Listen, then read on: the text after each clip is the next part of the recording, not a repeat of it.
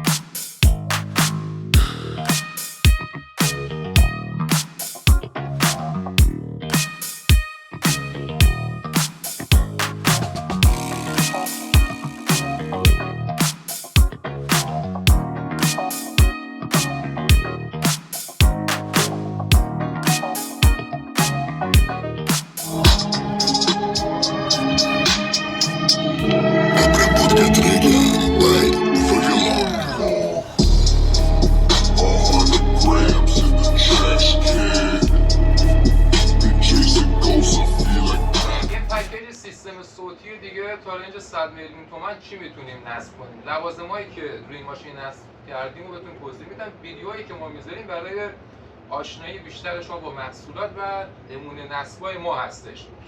این سیستم تقریبا 95 تومن شده. لوازمش رو بهتون توضیح میدم. آمپ مولای شوک 1500 تایی برای ساب رادیو اکتیو گرندزیرو 30 دیدو که بعداً اگه بخواد ساب رو دور کنه این آمپ جوابگو هستش. آمپ ساندیجیتال برزیلی 804 رو داریم برای راه اندازی 2 جفت میدرنج گرندزیرو از سری کامپیوتیشن. 6 اسپیل 8 اسپیل.